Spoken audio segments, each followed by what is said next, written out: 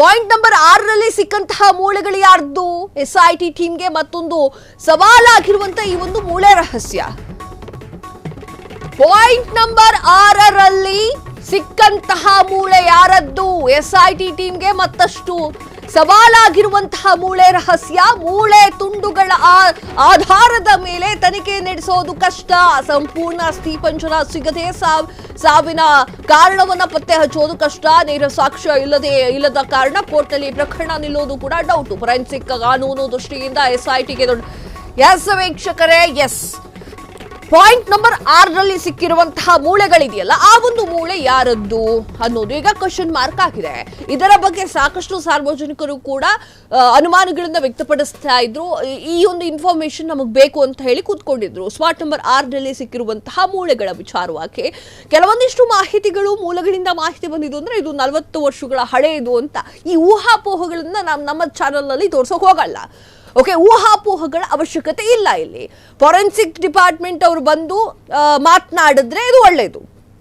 ಹಾಗೆ ಒಂದಿಷ್ಟು ಮೂಳೆಗಳಿಂದ ಹೇಗೆ ಸತ್ರು ಅನ್ನೋದನ್ನ ನೋಡೋಕೆ ಆಗಲ್ಲ. ಸಾಕಷ್ಟು ಮೂಳೆಗಳ ಅವಶ್ಯಕತೆ ಇರುತ್ತೆ. ಇಲ್ಲಿ ಸಿಕ್ಕಿರೋದು 3 ಮತ್ತೊಂದು ಮೂಳೆ. ಸೊ ಅದರಲ್ಲಿ ಹೇಗೆ ಸತ್ರು ಅಂತ ಹೇಳೋದು ಸ್ವಲ್ಪ ಕಷ್ಟ ಆಗುತ್ತೆ. ಹಾಗೆ ಹೇಗೆ ಸತ್ರು ಅನ್ನೋದು ಮೂಳೆಗಳು ತುಂಬಾನೇ ಇರಬೇಕು. ಕಳೆ ಬರಹ ಸಂಪೂರ್ಣವಾಗಿ ಸಿಗಬೇಕು. ಆಗ ಮಾತ್ರ ಹೇಗೆ ಸತ್ರು ಅಂತ ನೋಡೋಕೆ ಸಾಧ್ಯ. ಇಲ್ಲ ಅಂತಂದ್ರೆ ಗಂಡೋ ಹೆಣ್ಣೋ, ಎಷ್ಟು ವರ್ಷದವರು, ಎಷ್ಟು ವರ್ಷದ ಹಳೆಯ ಅಸ್ಥಿಪಂಜರ ಇದು ಅಂತ ಹೇಳಿ ನೋಡ್ಲಿಕ್ಕೆ ಸಾಧ್ಯ. ಇನ್ನು ಮೂಳೆ ತುಂಡುಗಳ ಆಧಾರದ ಮೇಲೆ ತನಿಖೆ ಮಾಡಲಿಕ್ಕೆ ತುಂಬಾ ಕಷ್ಟ ಆಗುತ್ತೆ. ಈಗ ಸಂಪೂರ್ಣ ಅಸ್ಥಿಪಂಜರ ಸಿಗದೆ ಸಾವಿನ ಕಾರಣವನ್ನ ಪತ್ತೆ ಹಚ್ಚಲಿಕ್ಕೆ ಆಗೋದಿಲ್ಲ. ನೇರ ಸಾಕ್ಷ್ಯ ಇಲ್ಲ. ಕೋರ್ಟ್ನಲ್ಲಿ ಈ ಒಂದು ಕೇಸ್ ನಿಲ್ಲೋದು ಸ್ವಲ್ಪ ಡೌಟ್ ಆಗುತ್ತೆ. ಎಸ್ ವೀಕ್ಷಕರೇ, ನಿಮಗೆ ಗೊತ್ತಿದೆಯೋ ಇಲ್ವೋ, ಸಾಕ್ಷಿಗಳಿದ್ರೂ ಕೂಡ, ಪ್ರತ್ಯಕ್ಷ ಸಾಕ್ಷಿಗಳಿದ್ರೂ ಕೂಡ, ಸಾಕಷ್ಟು ಸಾಕ್ಷ್ಯಗಳು ಜೊತೆಗಿದ್ರೂ ಕೂಡ ಅದು ಕೋರ್ಟ್ನಲ್ಲಿ ಸಾಬೀತು ಮಾಡೋದು ಕಷ್ಟ ಆಗುತ್ತೆ. ಅದಕ್ಕೆ ಅಂತಾನೆ ಒಂದು 6 ವರ್ಷ 7 ವರ್ಷ ಎಳೆದು ಹೋಗುತ್ತೆ. ಈಗ ಎಟ್ ಪ್ರೆಸೆಂಟು 1995ರಿಂದ ಕೆಲಸ ಶುರು ಮಾಡಿದ್ದಂತೆ 2014ರಲ್ಲಿ ನಿಲ್ಲಿಸಿದಂತೆ ಈಗ ಬಂದು ಮಾಹಿತಿಗಳನ್ನು ಹಾಗೂ ವಿಚಾರಗಳನ್ನು ಹಂಚಿಕೊಂಡಿದ್ದಾನೆ. 2025 ಈಗೇನಾದರೂ ಇದು ಕೋರ್ಟ್ಗೆ ಹೋಯ್ತು ಕೇಸು ಅಂತಂದ್ರೆ ಇನ್ನು ಎಷ್ಟು ವರ್ಷ ಆಗಬಹುದು? ಜಸ್ಟ್ ಹಿಂಗೆ ಇಮ್ಯಾಜಿನ್ ಮಾಡಿ, ಯೋಚನೆ ಮಾಡಿ, ಎಷ್ಟು ವರ್ಷದವರೆಗೆ ಹೋಗ್ಬೋದು. ಕೋರ್ಟಲ್ಲಿ ಏನು ಬೇಕು? ಸಾಕ್ಷಿ ಬೇಕು. ಸರಿಯಾದ ಮೂಳೆಗಳು ಸಿಗ್ತಾ ಇಲ್ಲ ಅಂತಂದ್ರೆ ಸಾಕ್ಷಿ ಎಲ್ಲಿಂದ ತಗೊಂಡು ಬರ್ತೀರಾ? ಸಾಕ್ಷಿ ತಗೊಂಡು ಬರೋಕ್ಕಾಗೋದಿಲ್ಲ. ಕೋರ್ಟ್ನಲ್ಲಿ ಸರಿಯಾದ ಸಾಕ್ಷಿ ಇರುವುದಿಲ್ಲ. ನೇರವಾದ ಸಾಕ್ಷಿ ಈತನೊಬ್ಬನೇ. ಈತನ್ ಬಿಟ್ಟರು ಜಯಂತ್ ಟಿ ಆತ ಒಬ್ಬ. ನಾನು ಒಂದು ಸಾವನ್ನ ಮಾತ್ರ ನೋಡಿದ್ದೀನಿ, ಒಂದು ಕೊಲೆಯನ್ನ ಮಾತ್ರ ನೋಡಿದ್ದೀನಿ. ಗುಂಡಿ ಒಳಗಡೆ ಹಾಕಿ ಹುಗಿತಾ ಇರುವುದನ್ನು ನಾನು ನೋಡಿದ್ದೀನಿ. 2 ಸಾಕ್ಷಿ ಇಟ್ಕೊಂಡು ಏನು ಮಾಡ್ತಾರೆ? ಅದು ಇಷ್ಟು ವರ್ಷ ಆದಮೇಲೆ ಈ ಒಂದು ಕೇಸ್ ನಿಲ್ಲೋದು ಕಷ್ಟ.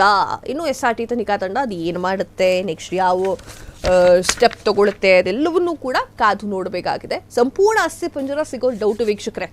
ಯಾಕಂದರೆ ಸಿಗೋದಿಲ್ಲ. ಸಂಪೂರ್ಣ ಅಸ್ಥಿಪಂಜರ ಸಿಗೋದು ಸ್ವಲ್ಪ ಡೌಟ್ ಆಗಿದೆ. ಇನ್ನೂ ಸಾಕಷ್ಟು ಜನ ಅಲ್ಲಿ ಧರ್ಮಸ್ಥಳದ ಅಕ್ಕಪಕ್ಕದಲ್ಲಿರುವವರು, ಕೆಲವೊಂದು ಗ್ರಾಮಸ್ಥರು ಹೇಳೋದು ಏನು ಅಂತಂದರೆ 2006ರಲ್ಲಿ ನಮಗೆ ಸ್ಮಶಾನ ಅಂತ ಹೇಳಿ ಅಲರ್ಟ್ ಮಾಡಿದ್ದು ಜಾಗಗಳನ್ನು. ಅದಕ್ಕಿಂತ ಮುಂಚೆ ಈ ಊರುಗಳಲ್ಲೆಲ್ಲ ಹಾಗೆ, ಹಳ್ಳಿಗಳಲ್ಲೆಲ್ಲ ಹಾಗೆ, ಮಲೆನಾಡು ಪ್ರದೇಶಗಳಲ್ಲಂತೂ ಇನ್ನೂ ಹಾಗೆ. ಏನು ಅಂತಂದರೆ ನದಿ ಇರುತ್ತೆ, ಯಾವುದೋ ಹೊಳೆ ಇರುತ್ತೆ.